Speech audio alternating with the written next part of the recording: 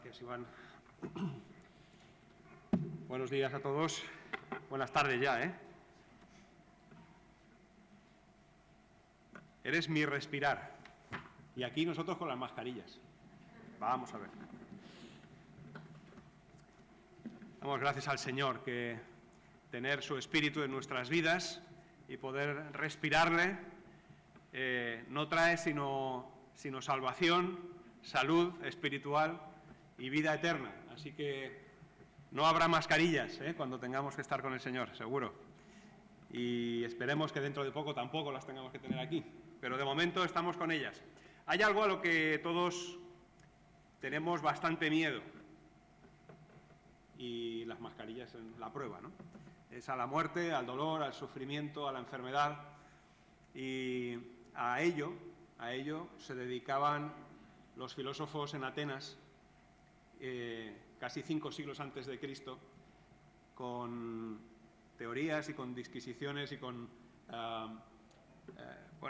con posicionamientos de pensamiento racional que les llevaban a intentar buscar cierta paz, cierta capacidad de superar, ¿no?, ese miedo. Esos filósofos del siglo V antes de Cristo y que fueron prosperando, la filosofía griega ha transformado y ha conformado, mejor dicho, la cultura occidental, y por lo tanto lo que vamos a ver hoy, lo que vamos a tener hoy delante de nosotros, es un texto que justamente nos acerca a la forma en la que el Evangelio debe ser presentado en cualquier contexto, en cualquier cultura y a personas de cualquier nivel social.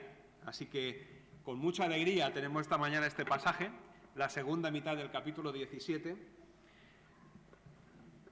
Hay un filósofo español que reside ya hace tiempo en Atenas, se llama Pedro Olaya, no sé si alguien lo ha leído y demás. Bueno, pues escribe cosas interesantes sobre el mundo griego, sobre la manera en que la filosofía ha influido en la cultura europea, y tiene reflexiones interesantes. Si os interesa profundizar y demás, pues con el tema este, que es interesante también, pues os invito a que busquéis por ahí, hagáis un Google con Pedro Olaya y veréis que tiene varios libros escritos y tiene entrevistas y demás. Le suelen preguntar cosas interesantes. Este hombre, en uno de sus libros, Historia Menor de Grecia, que publicó hace 10 años aproximadamente, plantea el fracaso relativo del apóstol Pablo tras su intervención en el Areópago, que es lo que vamos a ver hoy. Y bueno, él, de una manera bastante sincera, creo, y honesta, pues presenta ese hecho de esta manera. Pablo acaba de llegar de Tesalónica. Luego vamos a leer el texto, pero que veamos esto primero, porque explica parte de lo que vamos a ver hoy. Pablo acaba de llegar de Tesalónica. Allí había llegado en invierno del año 49 junto a Silas y a Timoteo. Y de allí había tenido que salir de mala manera, huyendo después de haber predicado en la sinagoga durante 3 sábados seguidos. Le gustaba interpretar fragmentos de las Escrituras. Esto que estamos leyendo es la visión de un historiador, de un filósofo actual, ¿no? Le gustaba interpretar fragmentos de las Escrituras y solía discutir con los rabinos sobre la vieja profecía del crucificado que había de resucitar de entre los muertos, entre comillas. Ese Cristo Jesús a quien yo os anuncio, puntos suspensivos, es una de las cosas que les dijo a aquellos rabinos. Aquello había sido demasiado. Los judíos de Tesalónica, que eran muchos y algunos ricos y poderosos, se inflamaron de ira y lo persiguieron a él y a sus seguidores, causando disturbios en la ciudad. Para ello, le denunciaron ante los magistrados y enviaron bandas armadas en su busca. Pablo se escondió en casa de un griego llamado Jasón, que había creído y que se había convertido. Pero cuando los judíos llegaron, ya se había marchado. Cuando luego la emprendieron contra los conversos, es verdad que algunos que ya habían ayudado a huir a Pablo, cruzando las murallas en medio de la noche, sufrieron también persecución. Que Pablo nunca olvidó a sus amigos ni a la pequeña comunidad cristiana que fundó en Tesalónica lo prueban las afectuosas cartas que les escribió meses después desde Corinto, que conocemos hoy como las cartas a los tesalonicenses. Amantes de la discusión y siempre en contacto con las nuevas ideas, Pablo no era ni mucho menos el primer extranjero en predicar a los atenienses. Extranjeros fueron también otros, y nombra pues, a otros sofistas, a otros filósofos. Entre ellos a Zenón, que fue el fundador de la Estoa, que sabéis que de ahí salen los estoicos, y su sucesor Crispo y demás. Bueno, todos, dice aquí, los mismos hechos, el mismo libro del Nuevo Testamento, nos recuerdan que uno de los pasatiempos más populares entre los atenienses y extranjeros que vivían en Atenas era reunirse a escuchar algo nuevo. Y esto es de lo que trata nuestro texto de hoy. Lo leemos en el 17 de Hechos, a partir del verso 16, podéis seguir la lectura, así no nos distraemos demasiado. Pablo en Atenas dice que mientras Pablo los esperaba en Atenas, a aquellos que le habían dejado escapar y que volvían a reunirse con él, le dolió en el alma ver que la ciudad estaba llena de ídolos. Así que discutía en la sinagoga con los judíos y con los griegos que adoraban a Dios, y a diario hablaba en la plaza con los que encontraba por allí. Algunos filósofos epicúreos y estoicos entablaron conversación con él. Unos decían, ¿qué querrá decir este charlatán? Otros comentaban, parece que es predicador de dioses extranjeros. Decían esto porque Pablo les anunciaba las buenas noticias de Jesús y de la resurrección. Entonces se lo llevaron a una reunión del Areópago. ¿Se puede saber qué nueva enseñanza es esta que presentas?, le preguntaron. Porque nos vienes con ideas que nos suenan extrañas y queremos saber qué significan. Pues todos los atenienses y los extranjeros que vivían allí se pasaban el tiempo sin hacer otra cosa más que escuchar y comentar las últimas novedades. Pablo se puso en medio del Areópago y tomó la palabra. Ciudadanos atenienses, observo que vosotros sois sumamente religiosos en todo lo que hacéis. Al pasar y fijarme en vuestros lugares sagrados, encontré incluso un altar con esta inscripción, a un Dios desconocido. Pues bien, eso que vosotros adoráis como algo desconocido es lo que yo os anuncio. El Dios que hizo el mundo y todo lo que hay en él es Señor del cielo y de la tierra. No vive en templos construidos por hombres, ni se deja servir por manos humanas como si necesitara de algo. Por el contrario, Él es quien da a todos la vida, el aliento y todas las cosas. De un solo hombre hizo todas las naciones para que habitaran toda la tierra y determinó los periodos de su historia y las fronteras de sus territorios. Eso lo hizo Dios para que todos lo busquen y, aunque sea a tientas, lo encuentren. En verdad, Él no está lejos de ninguno de nosotros, puesto que en Él vivimos, nos movemos y existimos, como algunos de vuestros propios poetas han dicho. De Él somos descendientes. Por tanto, siendo descendientes de Dios, no debemos pensar que la divinidad sea como el oro, la plata o la piedra, escultura hecha como resultado del ingenio y la destreza del ser humano. Pues bien, Dios pasó por alto aquellos tiempos de tal ignorancia, pero ahora manda a todos, en todas partes, que se arrepientan. Él ha fijado un día en que juzgará al mundo con justicia por medio del hombre que Él ha designado. Y de ello ha dado pruebas a todos al levantarlo de entre los muertos. Cuando oyeron de la resurrección, unos se burlaron, pero otros le dijeron, queremos que nos hables en otra ocasión sobre este tema. En ese momento Pablo salió de la reunión. Algunas personas se unieron a Pablo y creyeron. Entre ellos estaban Dionisio, miembro del Areópago, también una mujer llamada Dámaris y otros más.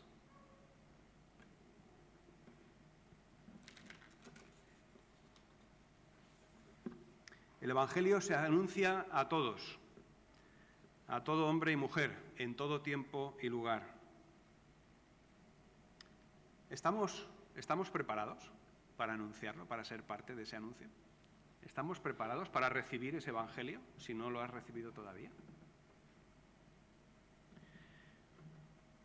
Bueno, vemos a Pablo en Atenas que no pierde el tiempo, ¿verdad? Yo no sé qué haríamos cada uno de nosotros en un rato libre que tuviéramos entre dos episodios de nuestros planes de trabajo, ¿no? De nuestros planes de viaje. Pero Pablo no pierde el tiempo. Dice en los primeros versos que mientras los esperaba en Atenas, a los que ya hemos nombrado, a Silas, a Timoteo, pues dice que empezó a hacer algo, ¿no? ¿Qué hacía? ¿Qué hacía en su tiempo libre? Pues igual que Jesús, su maestro, Pablo contemplaba la ciudad. Pablo se dedicaba a observar. Y no lo hacía por curiosidad. Tenía interés por aquella ciudad.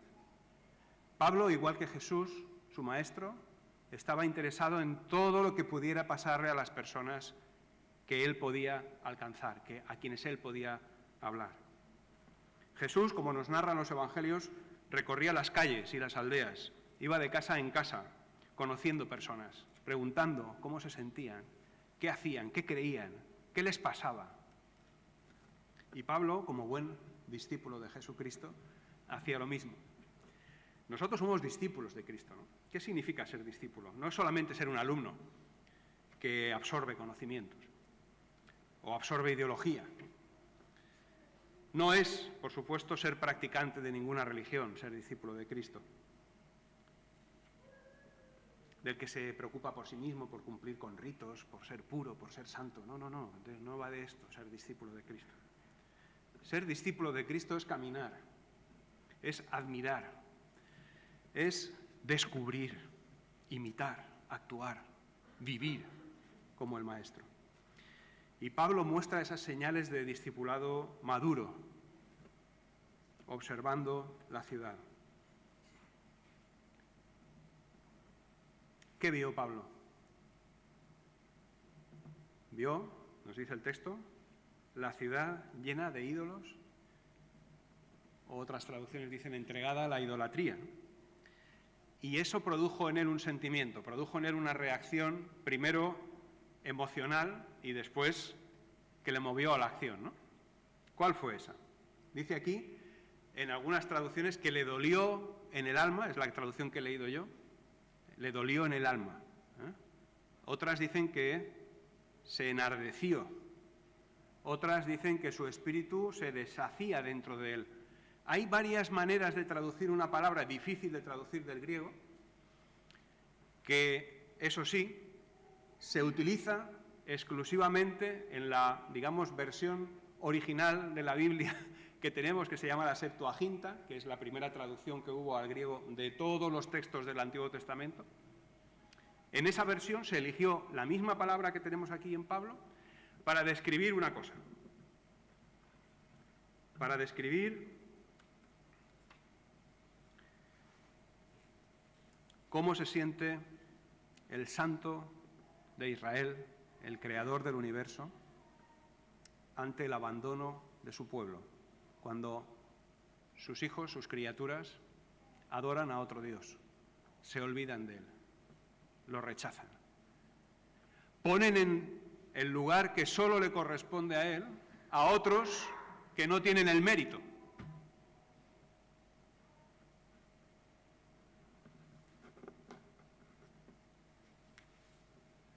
Es un sentimiento de indignación que a todos nos saldría si nos sintiéramos tocados por esa situación. Hay una pregunta inmediata, ¿no? ¿Qué nivel de sensibilidad tenemos ante lo que vemos a nuestro alrededor? Pablo vio exactamente lo mismo que Cristo, seguramente que Jesucristo hubiera visto en Atenas. Él vio algo, había muchas cosas que ver. No sé si habéis estado en Atenas, pero tiene mucho que ver Atenas, ¿eh? Además, entonces estaba todo nuevo, ahora está todo roto. Pero Atenas tiene mucho que ver, preciosa, una ciudad grandiosa, enorme, aunque ya iba un poco de capa caída desde el punto de vista de importancia, pero ahí estaban todos sus monumentos, sus calles, el esplendor, la razón pura siendo exaltada hasta lo sumo en los filósofos, en las discusiones que había, era una maravilla, un lugar excelente para hacer turismo filosófico, y turismo arquitectónico, y turismo de... Y Pablo dice aquí que en lugar de ponerse a mirar todo aquello, como me pasó a mí la primera vez que estuve en Atenas, pues vio la ciudad llena de idolatría. Y eso fue lo que provocó en él una emoción, un sentimiento especial. Algo que le hizo olvidarse del turismo y centrarse en algo, porque a ese sentimiento, a esa emoción, le siguió una reacción. ¿Qué reacción fue? Nos cuenta el texto. Se fue a las sinagogas, se fue a hablar con los maestros rabinos, se fue a hablar con los griegos que ya habían creído en el Dios de Israel, y dice que eso eran los sábados, claro, y el resto de los días estaba por las calles, en las plazas, hablando con quien se pusiera a tiro. Es un poco la traducción libre de lo que dice aquí, ¿no? Eso es lo que provocó en Pablo cómo vio Atenas, la ciudad maravillosa.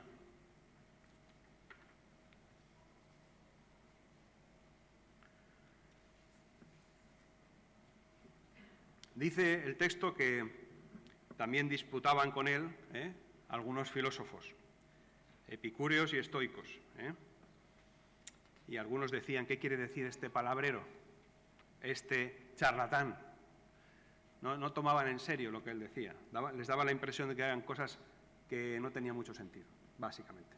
Bastante desprecio, ¿no? Pues estos algo vieron en él que le invitaron a subir al Areópago. ¿Qué era el Areópago? El Areópago, no sé, supongo que los que habéis estado en Atenas ya sabéis lo que es el Areópago, los que no, si habéis leído un poco sobre Atenas, también lo sabréis. Era un lugar alto donde ponían a la gente a tomar grandes decisiones o a hacer grandes discursos que provocaran consecuencias importantes. Por ejemplo, los jueces tomaban decisiones de pena de muerte en el Areópago. Las grandes decisiones de entrar en una guerra, en un conflicto armado, se tomaban en el Areópago, por un consejo de sabios. Entonces, subirte al Areópago, a que te dejen hablar, es una gran oportunidad, es una plataforma tremenda para que la gente te escuche. O sea que algo vieron en Pablo, no creo que lo subieran ahí solo para burlarse de él, que suscitó ese interés. Hablaba de Jesucristo, nos dice el texto, y de la resurrección. A los estoicos y a los epicúreos, hablarles de Jesucristo y de la resurrección, sobre todo de esto segundo, es algo difícil, Si habéis estado alguna vez interesados por la filosofía, seguro que os habéis topado con los epicúreos y los estoicos, Y si no, vamos a intentar resumir lo más rápido posible cómo pensaban aquellos filósofos, ¿no? O aquellos grupos, ¿no? Básicamente, los epicúreos, aunque era una filosofía que venía del siglo IV antes de Cristo, todavía 5 siglos después seguía en marcha, y lo que intentaban era justamente burlar el problema de la muerte. Los epicúreos trataron de hallar nuevas formas de hacer frente a los miedos de la humanidad, tal como, por ejemplo, el temor de los dioses, que para ellos entonces era gente a la que había que tener mucho temor porque eran más poderosos, eran simplemente por eso, porque eran poderosos y podían acabar con la vida de alguien rápido, o a la muerte, para intentar evitar que ni el miedo a los dioses ni el miedo a la muerte fueran un motivo de sufrimiento humano. ¿Suena algo? Hoy todavía yo creo que hay bastante de epicureísmo de ese, ¿no? Por ahí. Nos gusta no pensar mucho en la muerte, ¿verdad? Bueno, lo que has dicho, no mentes a la bicha, ¿no? ¿Cómo se dice eso? No nos gusta pensar en la muerte porque nos hace a las personas, nos pone en nuestro sitio, nos deja expuestos, nos hace débiles. Hace poco leía, ¿no?, que cuando alguien envejece, cuanto más grande es su ego, cuanto más importante se siente, peor le sienta la vejez. Y muchas personas, pues al llegar a la cincuentena, acaban voluntariamente con su vida para no pasar ese trance que les enfrenta con una parte más de su existencia, con la realidad, ¿no? Bueno, pues los epicúreos habían conseguido, con esta frase que voy a leeros, más o menos hacerse la idea, ponerse una especie de chute para intentar eludir el miedo a la muerte. Decían, la muerte no es pues nada para nosotros. ¿Por qué? Porque mientras estamos aquí nosotros mismos, la muerte no está. Y cuando la muerte está aquí, nosotros ya no estamos.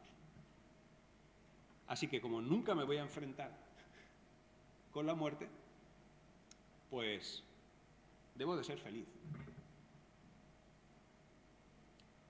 Donde exista placer, por el tiempo que dure, ahí no hay ni dolor ni pena. El límite de la grandeza de los placeres es la eliminación de todo dolor. Creo que tenemos bastante de epicúreo, ¿no?, en nuestra sociedad. Quizá ellos eran un poco más serios y se dedicaban a profundizar en temas y nosotros somos un poco más superficiales, pero al final un poco perseguimos lo mismo en esta cultura de lo inmediato, ¿no?, en esta cultura de que la tecnología es lo que nos va a salvar, lo que nos va a llevar a todos a un lugar mejor y a vivir más años y a hacerlo más intensamente, ¿no? Bien, los estoicos, por el contrario, eran gente más sobria. Ellos basaban su fortaleza, la felicidad, la basaban en la capacidad de superar cualquier cosa que viniera. Es decir, en lugar de olvídate de la muerte, olvídate del dolor y todo eso, porque mientras tú estés pasándolo bien, de eso es de lo que tienes que disfrutar, los estoicos decían, no, a ver, el dolor va a llegar, los problemas van a llegar, entonces tú vas a ser feliz aprendiendo a superarlos. También nos suena bastante. Hoy en día nos predicamos a nosotros mismos que somos capaces de superar lo que sea. De hecho, además, si os habéis dado cuenta, últimamente, sobre todo en el tema deportivo y demás, hay muchas remontadas, ¿no? Las remontadas es una especie de reafirmación de nuestra sociedad de que, oye, si tú quieres, puedes. Da igual. Puedes remontar. Predícate a ti mismo que eres capaz de hacer las cosas y las harás. Bien. Unos lo consiguen y otros no lo consiguen. Pero en esa línea iban los estoicos. Hay que pasar cualquier adversidad. Tienes poder en ello y puedes tirar para adelante. Confía en ti mismo y la felicidad radica en hacerte fuerte ante la adversidad. Estos eran los estoicos. Así que cuando llega Pablo y les habla de Jesús, de la resurrección, no solo de la muerte, sino de la resurrección, y de cómo había que arrepentirse, cómo las personas estamos en una situación delicada, y todas esas cosas pues les parecía extrañísimo. Pero bueno, le dieron la oportunidad y entonces Pablo se sube al Areópago y toma la palabra y les comparte esa visión del Dios no conocido que hemos leído y que es, bueno, pues inspirada por el Señor. No hay mucho más que decir, ¿no? Podemos ponerle muchos elogios, muchos calificativos, pero profundiza en estos pocos versos que hemos leído, los que van hasta el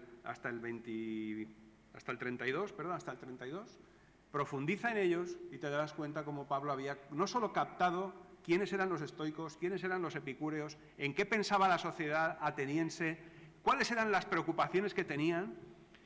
No solo había captado también la filosofía platónica de las sombras, cuando dice, aunque solo sea palpando lo encontréis, está haciendo una referencia clara a Platón. Quiere decir, el apóstol Pablo se había empapado de lo que les preocupaba a los atenienses y les lanza el Evangelio como él cree que deben escucharlo. Nosotros tenemos un reto, todos los que estamos aquí, que hemos creído, y los que estáis aquí y no habéis creído, tenéis otro reto diferente, pero en realidad convergen en un punto, ¿no? El Evangelio, la buena noticia de Jesucristo, es para todos los que estamos aquí, creyentes, no creyentes. Todos los días necesitamos esa buena noticia que nos recuerda quiénes somos y dónde está la esperanza. 5 puntos que Pablo aborda en este llamadle discurso, si queréis, que nos interesa conocer, nos interesa que nos lleguen bien a cada uno de nosotros y nos interesa, en la medida de lo posible, aprender. 5 puntos. Lo primero, conectar con la forma de pensar de quien escucha. No puede ser que tú te dediques a la medicina y vayas a hablar con una persona muy religiosa, ¿vale?, y le empieces hablando de lo que tú sabes de medicina. porque la persona a lo mejor no tiene por qué saber tanto. O al revés. No puede ser una persona que sabe mucho de la Biblia e irle a hablarle a otro de versículos y versículos y conceptos doctrinales y cuestiones que le van a dejar fuera de juego. Entonces, punto número 1, lo que dice aquí Pablo: observo que sois personas muy religiosas. ¿Os dais cuenta? No apela a su nivel intelectual, podía haberlo hecho. Pero él se da cuenta que a pesar de su filosofía, a pesar de sus soluciones filosóficas, lo que a esa gente le atemorizaba de verdad eran los dioses y la muerte. Así que observo que sois personas muy religiosas. De hecho, tan religiosas que tenéis un altar, una estatua hecha al Dios desconocido. A ese lo adoráis también, por si acaso, ¿verdad? Por si os ha quedado uno, sin adorar, no vaya a ser que sea el bueno, pues a ese le adoráis también. Lo segundo, presenta al Dios que no se conoce. A ese que no conocéis, de ese vengo a hablaros yo. Así que, primer punto, conecta con la persona con la que tienes que hablar, de tu fe. Segundo, háblale de lo que no conoce y de lo que tú conoces. Cuidado que a veces entramos en cosas, en nuestras conversaciones de testimonio que no conocemos bien. El Dios no conocido no era solo para los atenienses. Ese Dios, Pablo lo conocía bien. La pregunta a veces nosotros, cuando nos lanzamos a hablar de ese Dios desconocido para otros, si realmente lo conocemos nosotros, de qué Dios estamos hablando, ¿no? Asegura que presentas al Dios desconocido. Fijaros en 3 facetas. El apóstol Pablo lo presenta muy rápidamente y de manera muy sencilla. El Dios que creó el universo, que es Señor de todo, porque es suyo, si lo ha creado. Cuando yo creo, si yo fuera artista, que no lo soy para nada, pero si lo fuera, cuando yo creo una obra de arte, lo que sea, ¿quién es el propietario de esa obra? Hasta que la venda. Y cuando la venda, ¿quién es el autor? ¿Quién tiene, digamos, el derecho, incluso de hacer modificaciones? Entonces, si Dios es el creador, Dios es el Señor, quiero decir, el dueño, y Dios es el juez. Lo presenta en esos 3 niveles. ¿Por qué lo presenta en el nivel juez? Bueno, no lo sabemos exactamente, pero en el Areópago, como he dicho, había muchos jueces. Y los jueces juzgaban la justicia humana. Y él lo que está apelando es a que el dueño, un día, va a impartir la justicia auténtica. Aquella que los jueces, como jueces, si hay aquí algún juez seguramente lo sabe, no vamos a ser capaces de impartir nunca, los jueces humanos.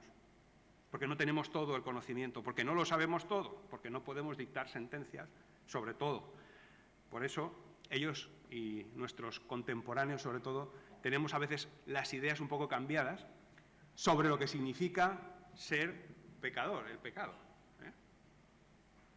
Porque aquí, al menos a mí me sucede con frecuencia, me es muy difícil hablarle a la gente, a las personas, de su problema con Dios por el pecado, por una cuestión cultural, de la civilización, si queréis llamarla así, democrática u occidental. Y es la presunción de inocencia. Si tú has mamado desde pequeño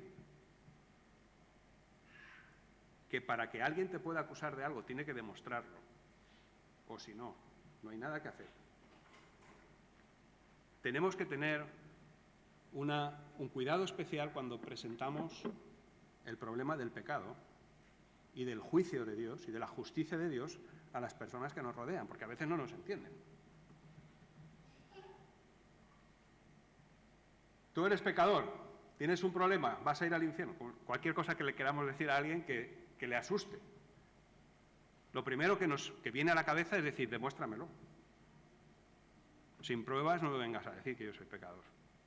Y lo segundo es, ojo que tú eres más pecador que yo, que no soy el único. Así que a ver qué va a pasar aquí. Pablo les confronta con el juez supremo, con aquel que es solo justicia, solo santidad. Si admitimos que es el Dios al que hay que adorar, no puede tener ni el más mínimo error o fallo, si no dejaría de ser Dios, ¿verdad? Por lo tanto, la justicia de Dios que nosotros y el apóstol Pablo presenta es la justicia del Creador, del Santo, del que es por encima de todos nosotros. En tercer lugar, presenta, por lo tanto, el juicio que llega, ¿verdad? Este un día va a juzgarnos. No sé si lo sabéis, es lo que les dice a los atenienses, pero os aviso, viene un juicio. Y en ese juicio, de ese juicio no salimos ninguno absueltos. Y a partir de ahí, el discurso de Pablo es, por eso, manda a los hombres que se arrepientan. En todo lugar, en todo momento, existe la posibilidad de salir, de escapar de ese juicio. Sí existe, por medio del arrepentimiento. ¿Y por qué por medio del arrepentimiento? Si yo sigo siendo culpable, ¿no? Teóricamente. Pues porque hubo uno que vino a pagar mi culpa. Porque vino uno que no tiene que arrepentirse de nada y a quien Dios le dio por justo. A quien Dios dijo, este es el justo. Y Pablo les presenta a Jesucristo y le dice, si creemos, si creéis en el justo, en el reconciliador, el juicio va a pasar por encima de vosotros. Pero hay que creer en Jesucristo, hay que arrepentirse primero y creer que Jesucristo te salva después. Así que presenta al Redentor, presenta al Salvador, al que ocupa el lugar en la cruz y paga por nosotros y lo presenta liberado de la muerte, aquello que más temían ellos, como prueba de que era aquel que podía rescatar. Ese es el discurso de Pablo, ese es el mensaje del Evangelio que recibieron los atenienses. Cuidado, porque a veces, lo que viene ahora, solemos de manera inconsciente irnos hacia la posibilidad de que ese discurso no hubiera sido el ideal. Porque fijaros lo que viene aquí. Cuando le escucharon hablar de la resurrección, dice, ¿qué pasó? Ya te oiremos hablar otro día.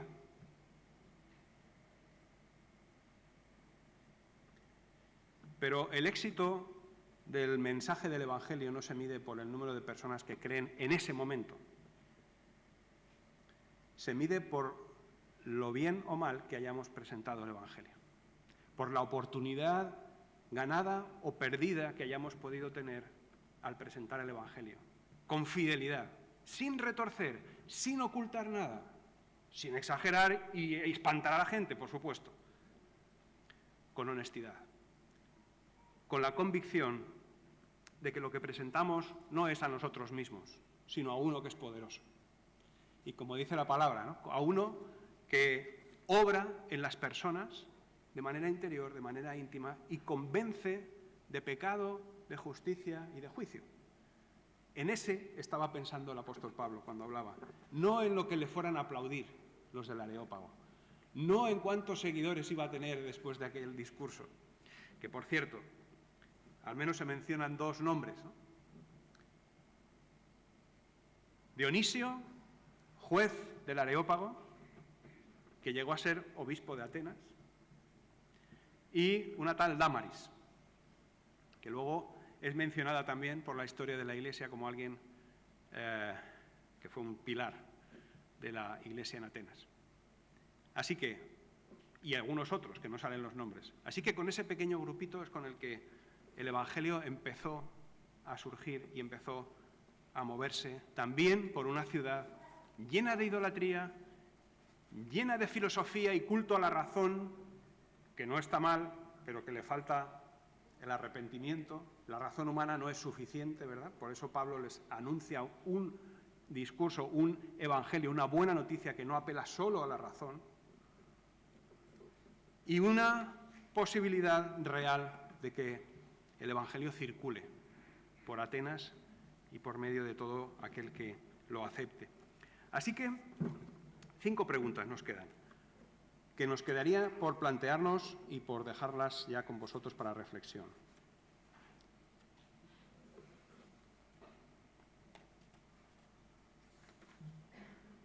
¿Qué me interesa del mundo en el que vivo? De las personas que me rodean. ¿Qué es lo que me interesa de ellos? ¿Qué veo cuando miro a las personas que tengo a mi alrededor? Segunda, ¿qué sientes acerca de lo que ves? ¿Qué siento acerca de lo que veo? Cuando veo algo que realmente me saca mis sentimientos, ¿qué sentimientos saca de mí? ¿Soy indiferente? ¿Me enardezco de tal forma que me bloqueo? ¿Voy dándole bibliazos a la gente por la calle?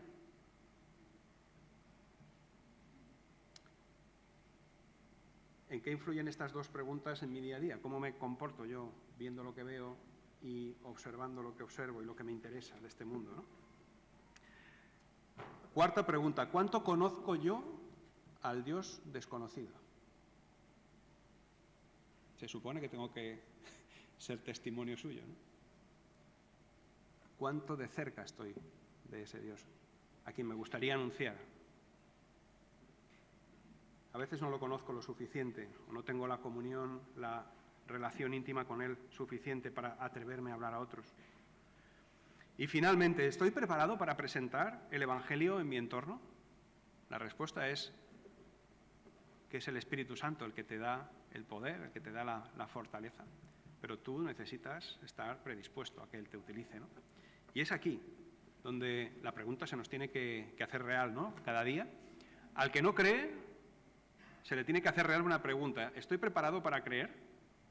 ¿Qué necesito para creer? Si realmente te estás haciendo esa pregunta, estás cerca de creer. Pero necesitas hacer una oración, una petición. Dirígete a aquel en quien no estás muy seguro de creer y dile esto. Dios desconocido, que entiendo que me amas, entiendo que necesito tu perdón y entiendo que necesito fe. Te pido que, si es tu voluntad y si me aceptas, me des esa fe para poder vivir de acuerdo contigo, reconciliado contigo y sin tenerle miedo a la muerte, porque espero ser resucitado un día con Cristo. Te lo pido en el nombre de Jesús. Amén.